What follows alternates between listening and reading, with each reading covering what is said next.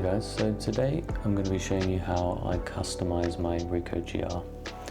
The key thing to remember is that you can have 3 different custom modes on U1, U2 and U3 on the top of the camera, and these will save your settings.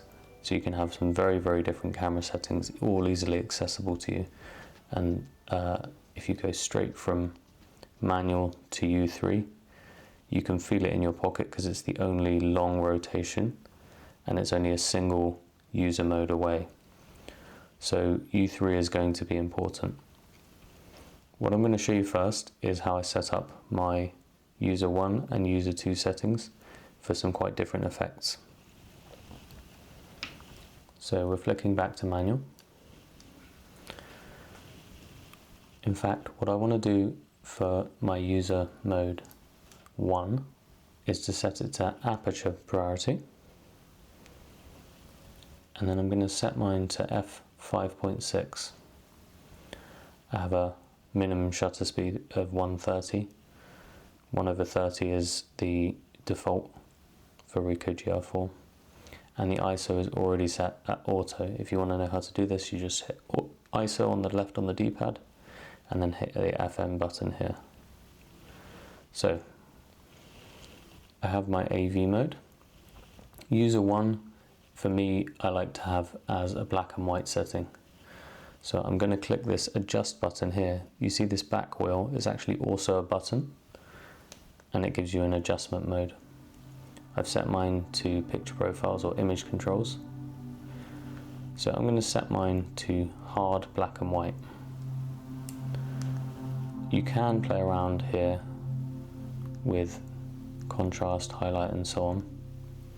I actually think they've done an amazing job of creating a user profile that works brilliantly straight out of the gate. So I'm going to leave this as is for a moment. One thing you might think about though is whether you want any high or low key adjustment. This is setting the midtones to be slightly darker than usual, and that gives a moody look that I really like, but high and low key is quite important. So, I've got my black and white mode here. I'm on aperture priority in regular auto mode. The other thing I really want to do, which I'm going to save specifically to my black and white mode,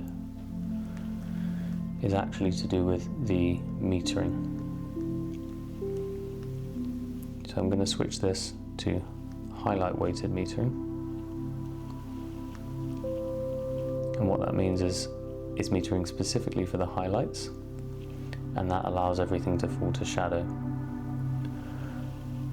As with all my user profiles, I'm going to be shooting RAW and JPEG, because if I ever want to change any of these picture settings after the fact, I can still do it, and I'm not going to have baked in a destructive edit.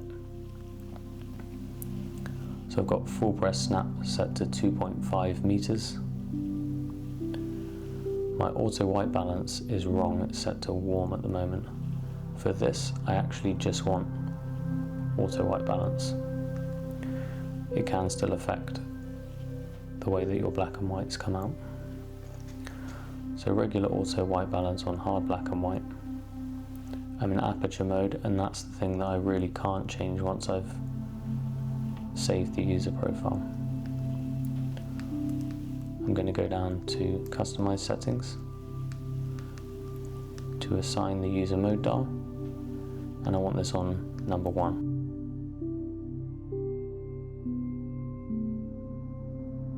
Black and white. So I'm now setting user mode 2, and for this I really want to just have a nice simple mode that I can set as almost a point and shoot, how I would use that. So this is for kind of, you know, fun family snaps, holidays, not thinking too hard about my settings, but just enjoying the moment.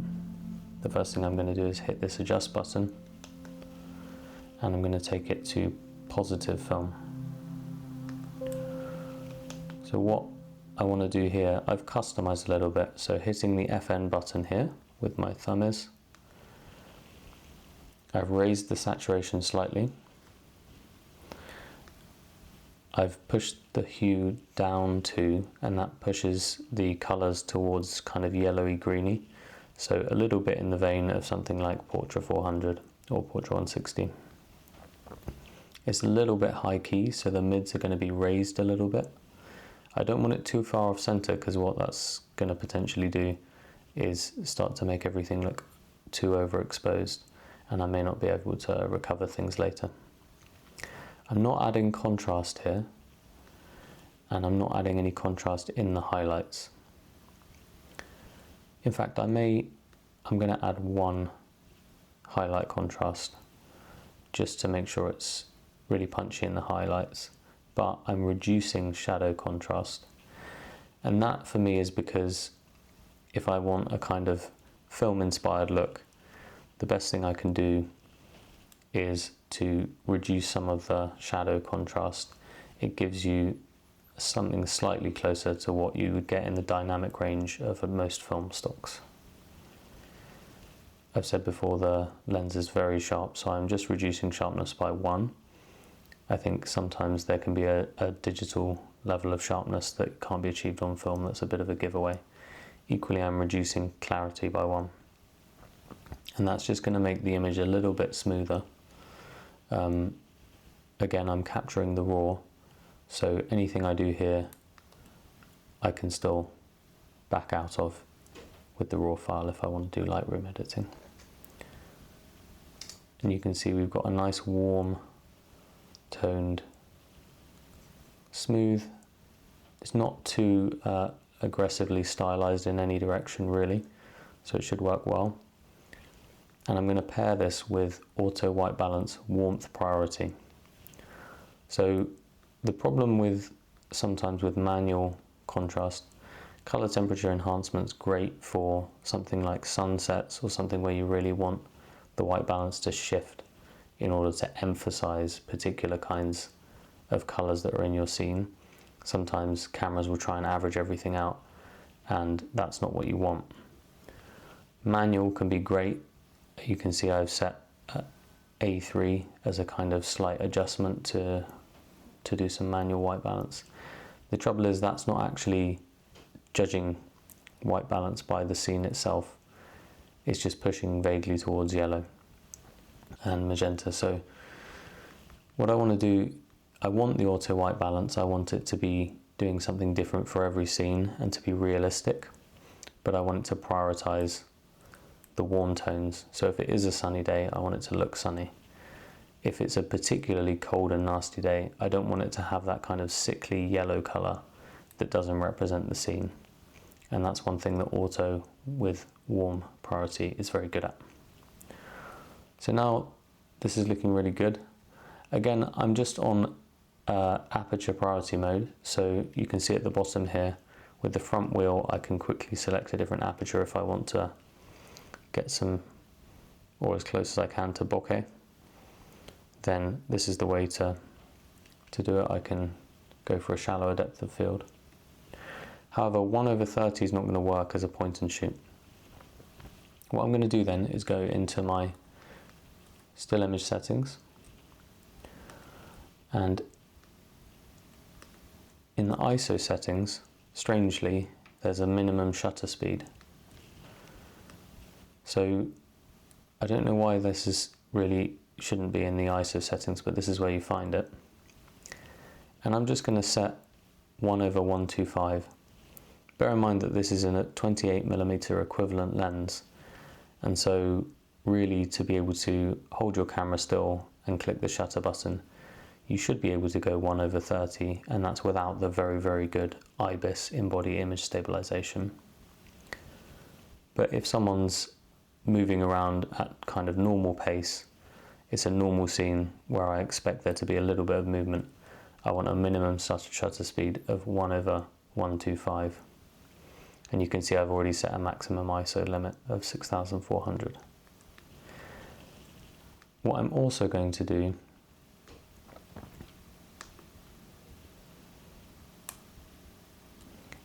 is set auto EV compensation to on. And that means if I'm way off base, it will compensate beyond the values that I've set the camera just to get a normal exposure. So if I'm using this as a point and shoot, the auto EV compensation can be a really useful tool here. I've still got my full press snap if I need it, if I just want to slam my finger down. And I'm nearly there now. The last thing I'm going to change is my metering. So I want multi-segment. This can sometimes be called something like matrix metering. It's basically looking at all parts of the scene and trying to figure out how best to get as much dynamic range as possible. So we can see across the detail on the LCD screen, I've got anti-shake on, I've got auto focus, auto white balance, positive film with my adjustments. I'm shooting RAW and JPEG. I've got full press snap on set to 2.5, so I can just pap and it would have gone to 2.5 meters regardless of where my image focus was set here. Auto ISO 5.6, but I can quickly change my priority here. And I've got a minimum shutter speed of 1/125. The other way to do this is you can actually just set yourself to program mode. If it's point and shoot you want, then program mode is great because it will decide all of your settings for you. But amazingly, you can just override it. If I'm in this mode and I decide f2.8 is not what I want, I can just start flicking the aperture dial, the front dial, and you get this PX in the corner. This means that I'm basically overriding. I can even override the shutter speed in the same way. So this is super useful. What I can't do is change them both at once. So if I want to prioritize getting a 1/320th because I want to free some action, if I particularly want f2.8 because I want there to be a bit of bokeh, I can do that in program mode. So that's a great way to use my point and shoot settings. Got a nice warm picture profile or image control. I've done my recipe. I'm in program mode, but I can always override it. And so this is going to be my point and shoot settings. Go back to Customise. I'm assigning this to user 2, and I'm just going to call this point and shoot.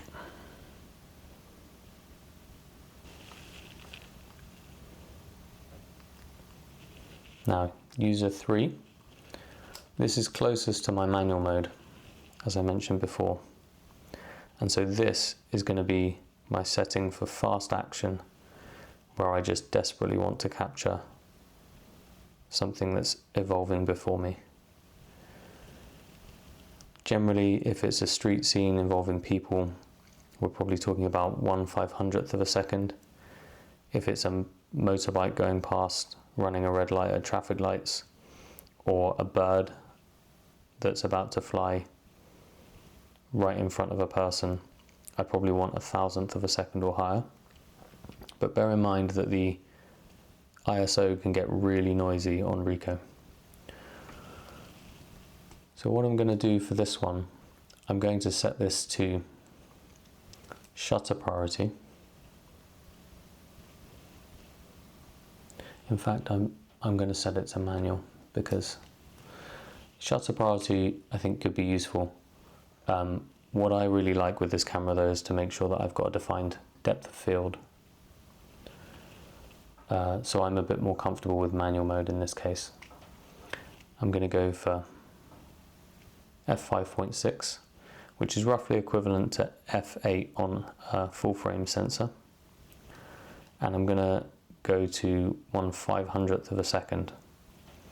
So indoors here, that's already pushed me up to 6,400 ISO. So it's quite severe. I don't particularly want to bake in an image style because I don't know whether this will be part of a particular series. I just want it as close to standard as possible, I think, for user 3. As with every mode, I'm still setting my camera to take a RAW plus JPEG. So one thing I'm going to change here is the drive mode. I almost always do single frame shooting, but if I'm trying to capture something really quickly, I'm going to switch on continuous shooting. I'm probably going to slam my finger down for full press snap and just hold it there, hope I grab something. At f5.6 and 500th of a second, I'm pretty much definitely going to grab it. There might be a bit of motion blur if it's moving, more than 15 miles an hour, but this should be a good setting as a basis. My white balance, I just want as normal as possible. I do not want auto compensation on.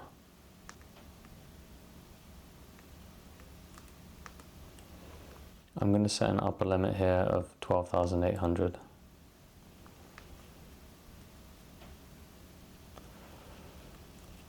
And I'm just going to do multi-segment metering.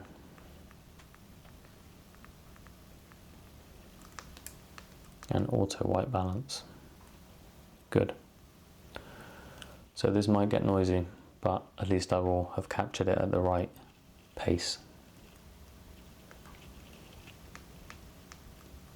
So I'm saving this, assigning the user mode dial to user 3. And I should say you can save more than just this, but these are the ones that are being assigned to the wheel up top.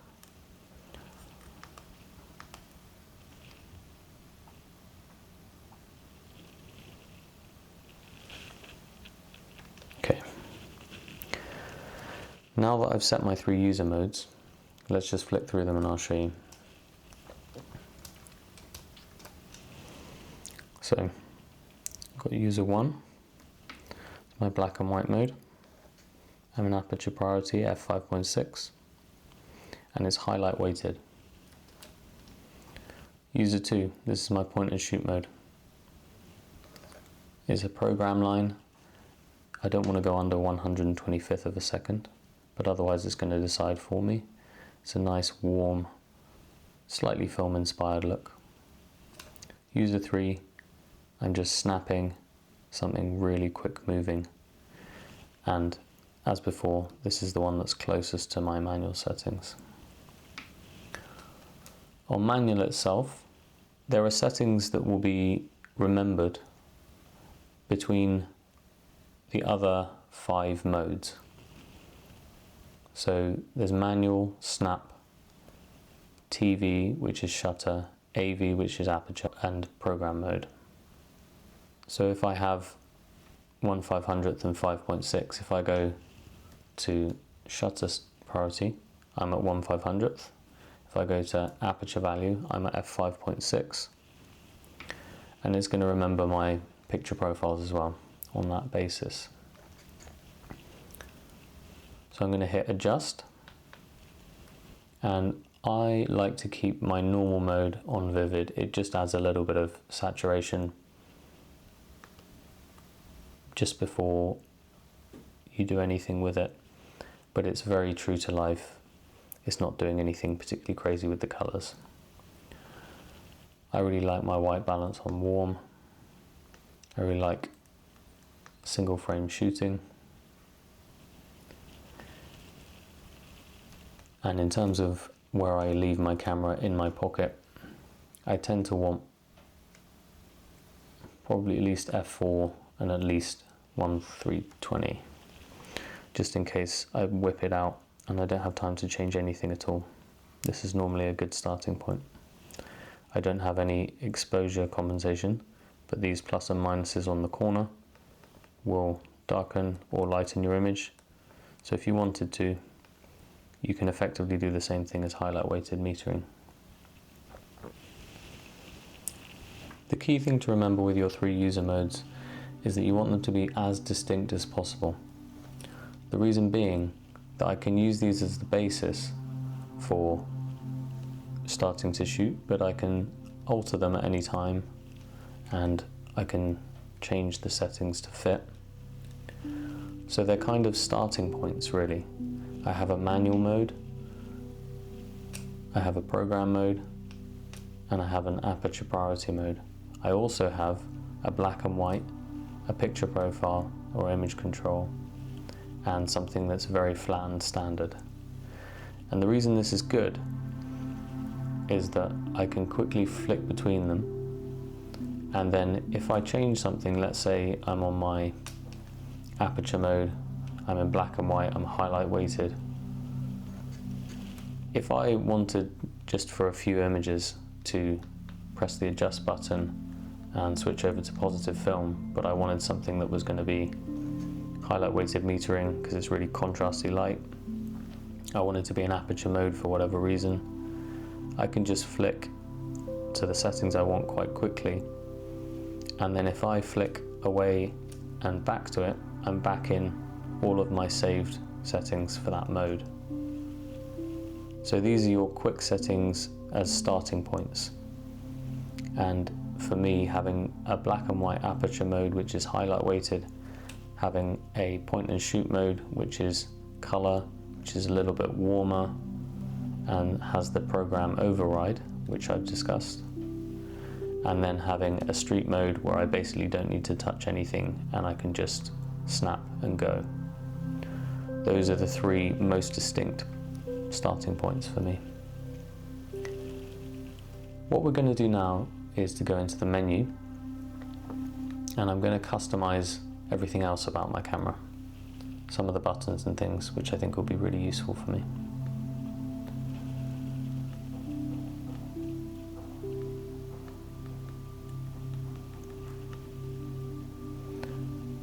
I'm not going to change these exposure settings because I think it's really good muscle memory that they stay where they are. The camera pretty much always wants to use the front dial as your aperture value, and it pretty much always wants to use the back dial as your shutter speed, and this plus minus rocker as your exposure compensation. So I think it is good for your muscle memory to keep these exposure settings the same. The adjust mode setting, now this is that button I was talking about before. I find it really useful to keep this on image control, so I can quickly switch between the different looks that I want. And I think for Fuji users this would be really useful, particularly if you're moving over from Fuji. You can change it to different focus modes, metering, file format, and different crops.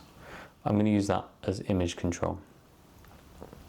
The FN button setting, now I really like, this is already on autofocus and auto exposure lock, so it's almost like you would have on a DSLR where you lock the focus and then you can recompose. If you like to lock and recompose, that's a useful way to do it. The way that I quite like to use this is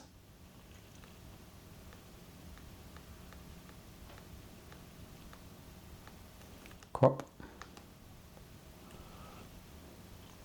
So now if I go FN, FM1, that's 35 millimeters, that's 50 millimeters, and we're back to 28. I'm really, saying this holding a GR camera, but I'm really a 35mm shooter, and I really like having easy access to 35 millimeters. And that for me is the best use of my FM button when I'm shooting. One other thing that I think could be really useful is quick access to metering. So again, if I press the FN button here, I can quickly choose between multi-segment, center weighted, spot, highlight weighted, and those will be saved. I should say, if you customize the buttons, you're doing so for either the normal modes or one of the user modes. So if you've set it up to be customized, you might want to customize the buttons first if you want those to be global settings. Shutter button, I don't think it's a good idea to change, though you can. Same with the 4-way controller. The one I want to show you is Touch AF. Now this to me is absolutely crucial. At the moment, if I just touch the screen, the touch screen, it's just going to set an autofocus point. So this is why I can leave my camera on auto area mode, because if I ever want a point focus, I just tap my thumb on where I want the camera to focus. If it's the middle of a flower, I can just tap it and it's pretty immediate. One thing that is absolutely amazing for street shooting is either you set the AF point and focus and then shoot. There's a bit of a delay, but it means you don't have to touch the shutter button. That can be a really nice way to do things. It's quite discreet. It's easy to accidentally press the touch screen, so you will get a few kind of pocket shots, unfortunately, and that's just the way it goes. The thing I think is absolutely amazing, and one of the stealthiest ways to use this camera, is to have full press snap set to the back LCD screen. So now, unfortunately, my little teddy is not 2.5 meters away, but if I just snap, it's taken the photo.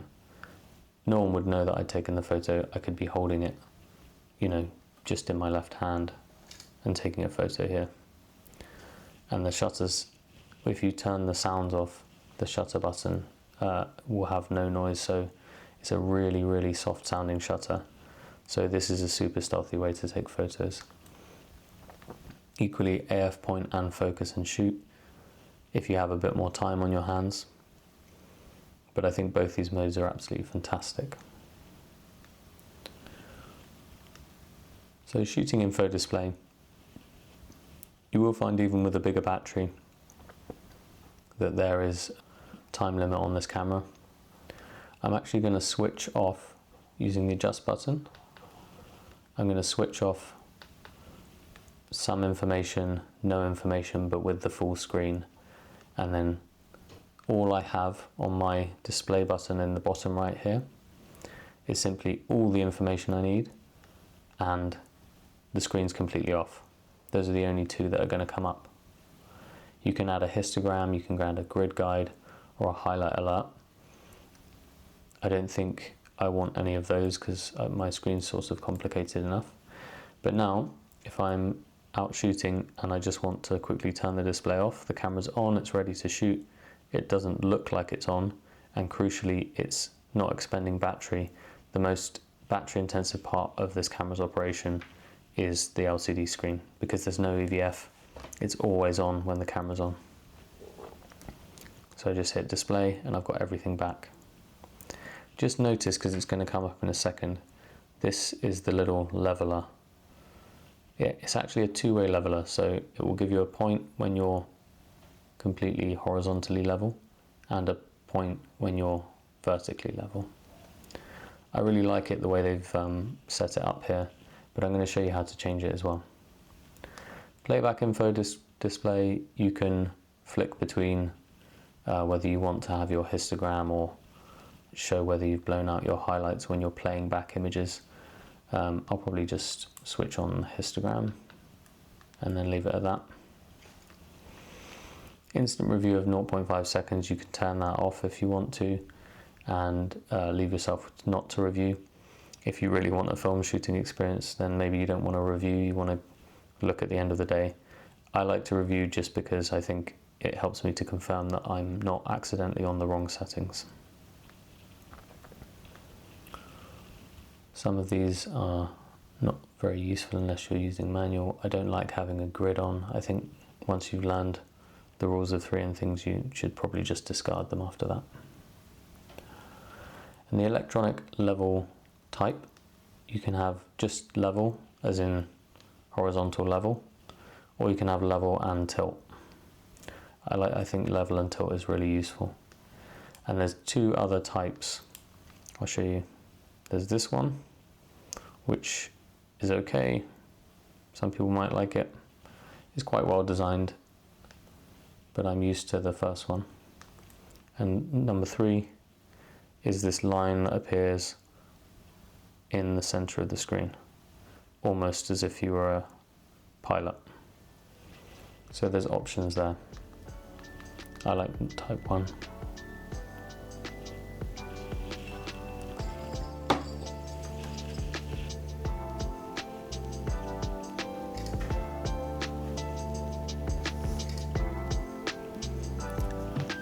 So I hope this was useful, guys. If there's anything else you want to know about your Ricoh camera, just drop me a comment, subscribe for more, and I'll catch you in the next one.